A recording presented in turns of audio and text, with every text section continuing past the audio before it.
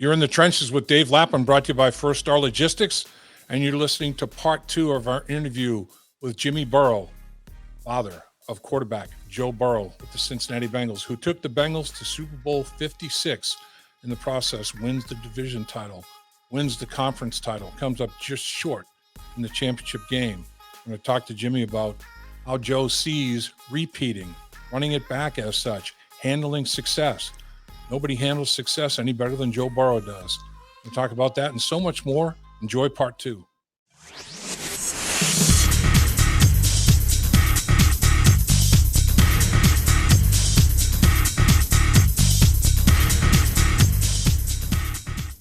Our 1 million YouTube view giveaways contest, courtesy First Star Logistics, continues with a special contest that runs until August 7th, 9 o'clock.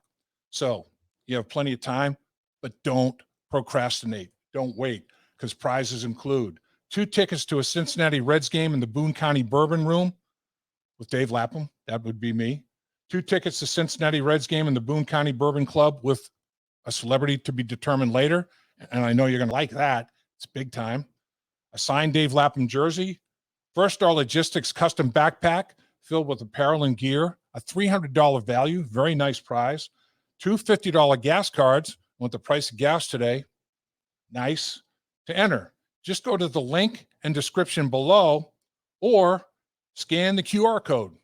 Coach Combs was at one of the practices that we were able to attend as media people, and he was there with University of Cincinnati defensive staff members, and watching Coach Combs, Sam Hubbard, and Joe Burrow kind of have a 3-way conversation. There was a lot of smiles, a lot of laughter. That was some pretty good stuff.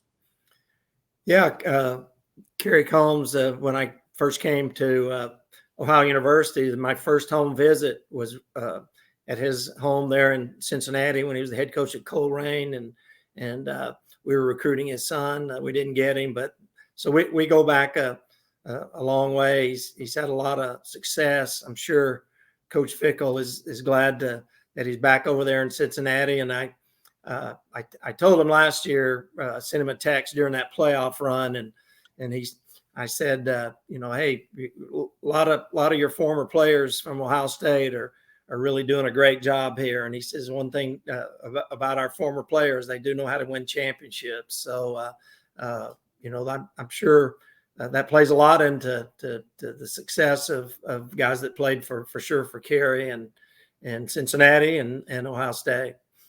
Your son brings out the best in everybody. I mean, he raises the entire bar. His teammates say, boy, look how hard Joe's working. Am I doing enough? He loves the grind. His commitment to the process is so extraordinary.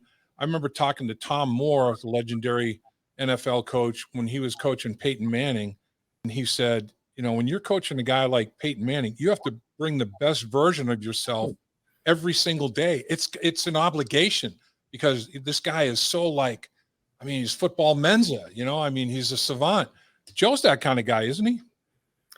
Yeah. He has I guess kind of a uncanny ability to remember things. I don't think he's a avid note taker, but he seems to process film that he's watching on his own. And then when the coaches start picking a defense apart, he's able to really retain that information that they're talking about. And then even better, he's able to process all those things on the field. And he takes a lot of pride, I think, in knowing where to throw the ball and how quick he needs to get rid of it, and really what he's looking for against the defense and the coverages and blitzes and those type things. Is there a game during the course of last season that you watched as a dad / extraordinary defensive coordinator that you said, wow? You're even impressing me here. Was there any game, or was there? I'm sure there were many of them. Is there anyone that sticks out in your mind? Well, I think really both Chiefs games. They were down to arguably one of the best, if not maybe the best team in the NFL, and Joe was able to engineer a great comeback. I mean, there were so many of them, but to put yourselves as a team in those situations against the Chiefs, the one at home, the one away, and to come back. I mean, it just showed a lot of character, and the guys believe in themselves, and watching Joe do what he did in that game, it really just kind of let me know that he was one of the better quarterbacks in the NFL at that point. So I was proud of him. Yeah, there's no question, and that's never happened to Patrick Mahomes. Loses 2 times in a month. Joe Burrow and the Cincinnati Bengals beating Patrick Mahomes and the Kansas City Chiefs twice in a month. I mean, I don't think Mahomes has lost to the same team twice in a season, never mind in a month. And boy, they got the Chiefs on the schedule next year. That's must-see action right there. Yeah. Patrick Mahomes and the Chiefs, Joe Burrow and the Bengals. Here we go. Tee it up again. I mean, what do you think of the schedule, Jimmy? I mean, you've seen it. I mean, it's tough. I mean, that's the way they try to create parity in the NFL. The best teams get the hardest schedule. So, I get it. And no matter what you get of the teams out of conference, you're always got to play, 3 of the tougher teams in the league, in Pittsburgh, Cleveland, and Baltimore. So there's 6 games, right there that doesn't matter who else they give you. You got to go through those guys. But it's just part of it. I think Joe and his teammates think they're going to be even better than they were last year. And it's just a continued part of the growth of their team to be able to be consistent against a very tough schedule. Growing up, did Joe have a bunch of questions for you about football? Was he, did he have like one of those, a beautiful mind for football, even as a very young kid, just getting interested in the game? Could you tell by the questions he asked, and boy, this guy's different?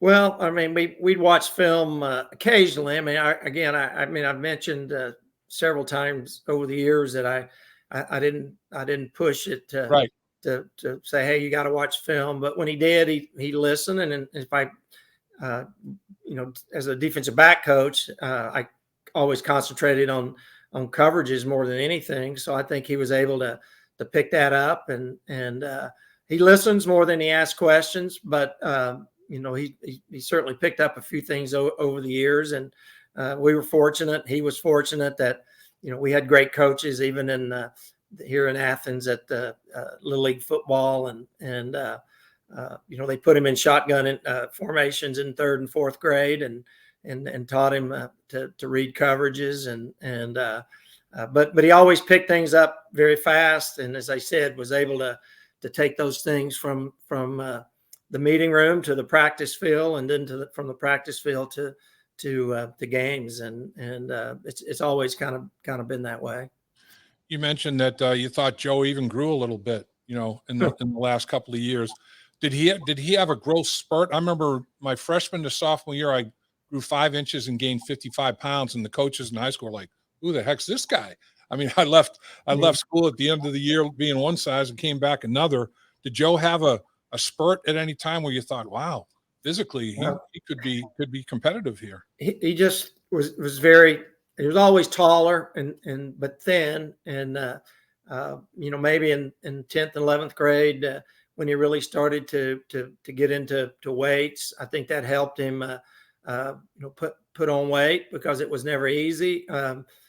His mom, Robin, started because we knew whether it was going to be basketball or football, he was going to have to get more weight on him. So he literally had 5 meals a day, pretty much every day for most of his high school career to try to maintain weight. He can maintain weight if he lifts. So by the time he went to Ohio State, I mean, he was probably 205, 210, and really that's what he is now. He can weigh more, and he has weighed up to 220, but he doesn't like carrying that much weight. Yeah, that's what he was saying here during the OTAs. He dropped a little bit of weight and is gonna stay right there. He feels really, really good at that weight. Was Joe was football always his primary love, or he talks about basketball as being his first love, was it? Yeah, and maybe even baseball Huh. too. I mean, because you can start traveling around with your teammates playing baseball and basketball. Yeah. Third grade when we moved here to Athens, so you just become more ingrained into those two sports. He was very good at both. Basketball, he started every single game in his high school career from the ninth grade through the 12th grade, and so it's pretty competitive. As a freshman, no matter what level you play at in high school. So, he was able to be one of the better players in the area as a freshman, and with his build at the time, we thought maybe basketball would be his sport as he got taller and still pretty much still thin, but he played on a travel team out of Chillicothe. He played a lot of the better teams around the state and really out of state too, and was always able to hang in there and compete with some of the better players around. So, but really 10th grade, when he just threw the ball all over the place, they went to the spread. That was the first time he was the high school quarterback.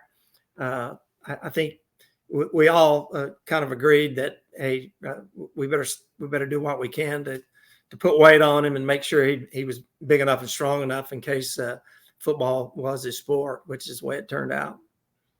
Athletes always are able to handle or bounce back from failure. I compete. I got to get better. I know exactly what I need to do, and I'm going to do it. Sometimes handling success is even more challenging than handling failure because the expectations of everybody else is so much higher because of the successes that you've had. Joe, individually and as a team, the expectations are, boy, how does Joe handle that? Is Joe pretty good at handling success? He seems to be. Yeah, I don't think he's a big ego guy. I mean, Yeah. He exudes confidence to the point. Some people say he's almost cocky, but again, I think it's just extreme confidence. But he's always had great teammates, and he believes in his teammates and his coaches. And if that's the case, then when you win, it's not just me. It's not just Joe because he's the quarterback, and he's always given credit to where credit was due to his teammates, and I think that has a lot to do with, there's a lot of expectations. The teams Joe's on wins a lot, but again, it has a lot to do with everybody else on the team also, and he understands that. Yeah, with his preparation and his love of the grind, man, it's an earned confidence, and his teammates certainly do understand that. And to a man, all three of the offensive linemen that I've talked to, Karras, Cap, and Collins, all said, the reason I'm here is number 9, that guy right there. Joe Burrow's the reason I decided to come to Cincinnati. I mean, Karras is like, I see, Tom Brady. I see a lot of Tom Brady qualities in this kid. He said, I don't want to go out there and make comparisons. Brady's obviously accomplished quite a bit, but he said just on the you look at the raw materials as such, and I'm paraphrasing here. There's a lot of the same raw materials there, and that's big. And tight ends that want to come here, receivers want to come here. Everybody wants to come here because of your son. What does that mean? Well, as we said, he exudes confidence, and he's won every place he's been. Our high school team changed the direction of their whole program when Joe and his teammates were here.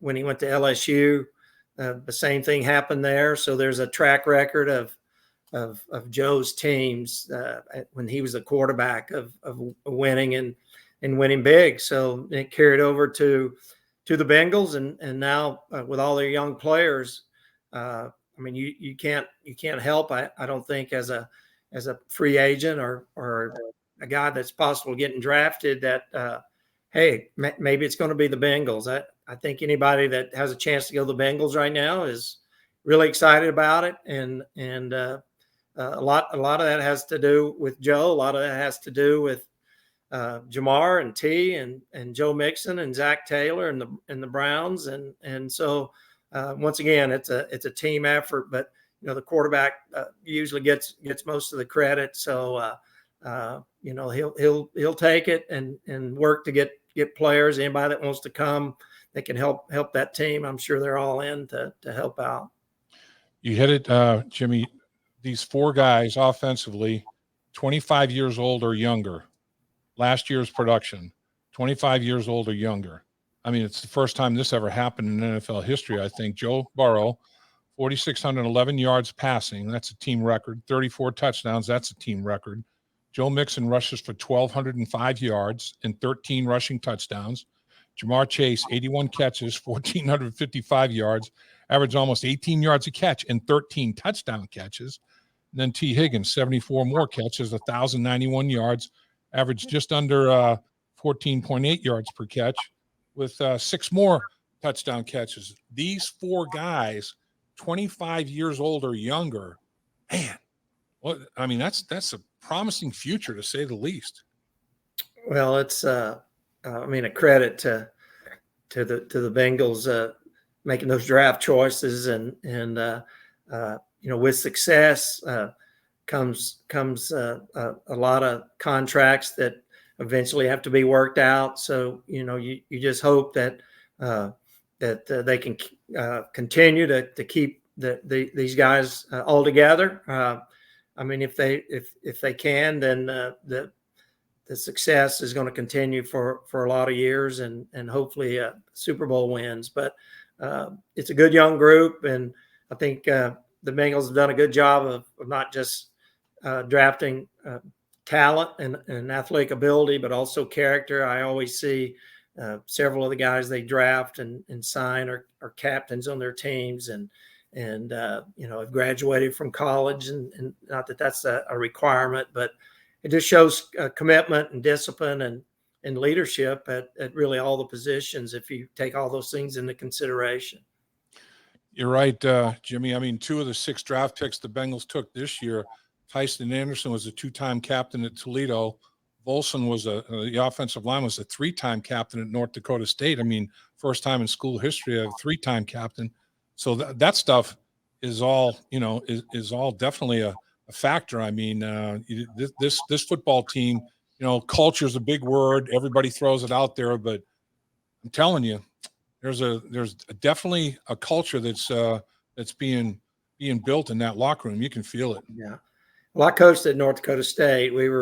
I was on a staff that when we were making the transition to Division II to 1AA. So I know what it takes to be a great player at North Dakota State. So the young man they drafted from there, as my sources say, he's tough and will really contribute at the guard position. And once again, he's I don't know if he was there 3 or 4 years, but I know they won at least 3 national championships when he was there, maybe more.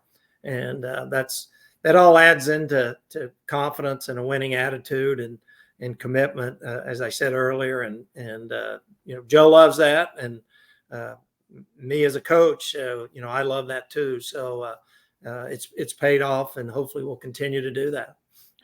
So when just Deshaun Watson got his $230 million guaranteed deal from Cleveland, did Joe think cha-ching?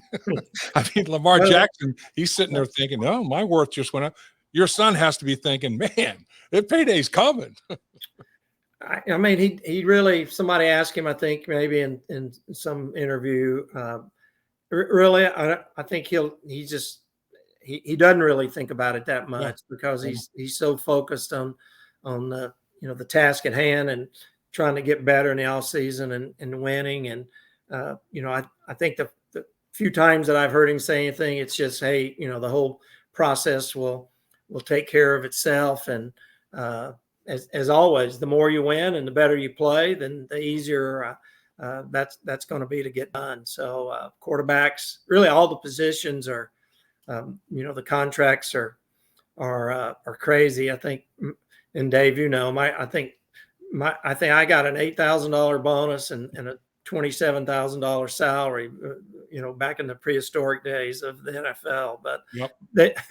it's out there right now, and they deserve it. I mean, football is not an easy sport. It affects your health and your body really for your lifetime, and the average I think is still maybe 3 years for a career. So I'm all for those guys getting as much as they can.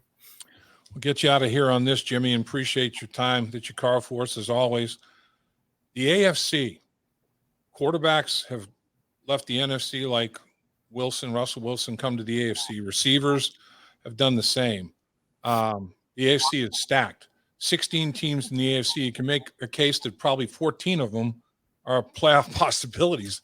Maybe Jacksonville and maybe Houston or, maybe on the short end of that, although you never know. I mean, everybody's going to point to the Bengals and they're going to say, why not us? Well, they don't have Joe Burrow, first of all, but they run it back, as they say. What does Joe say when he talks about next year and trying to follow up on such a successful season this year and defending the AFC North title and defending the AFC championship? Well, I just think he's, they've coaches, they've broken down the things they need to get better. And Joe's a part of that with the things that he needs to get better. And if they do that as individually and as a team, then they'll be right back in it. I mean, the iron sharpens iron. So if you're playing in the AFC North and trying to get through all these AFC teams during the course of the schedule, then by playoff time, you're certainly going to be battle tested.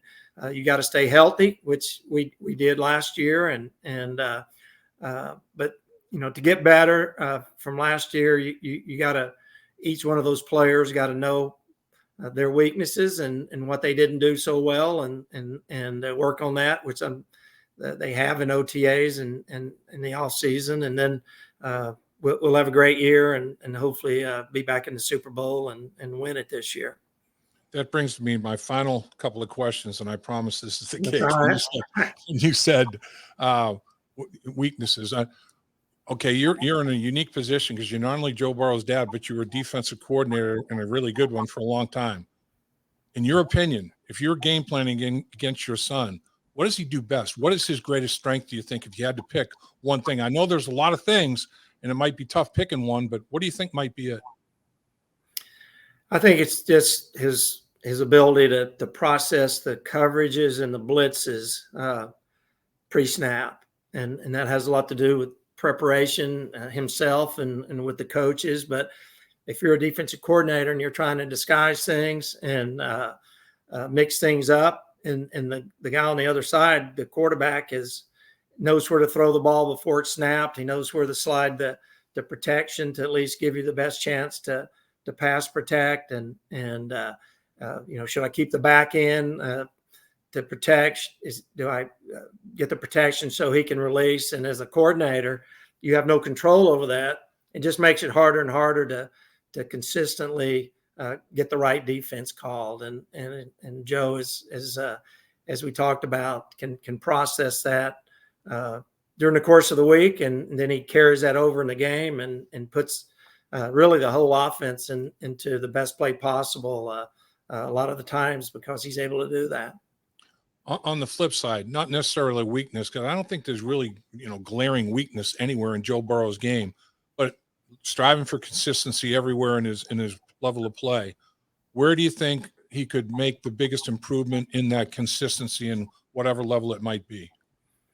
I think the red zone, I think statistically we started out really good last year in the red zone, and then for whatever reason, kind of slacked off a little. So, whether you're the quarterback has a lot to do with that. I mean, it's a whole 11-man thing about when you get in the red zone. There's less room to get the ball downfield, and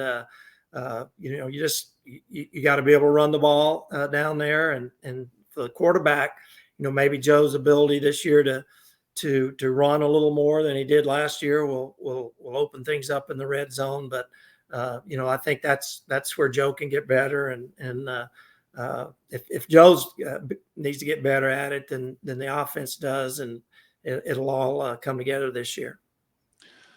Jimmy, as always, great stuff. Nobody knows football and the intricacies of it is any better than Jimmy Burrow. I can tell you that right now. And thanks for your time. Thanks for your knowledge. Dave Lapham here. And every day I am grateful for my experience to have played professional football. As a player, I realized self-motivation, leadership, and appreciating your teammates are key. At First Star Logistics, you can use those same attributes to create the life you want for you and your family. Build your future by working hard like I did. You'll see results both on and off the field. Call First Star Logistics today and be part of our winning team. Opportunity knocking.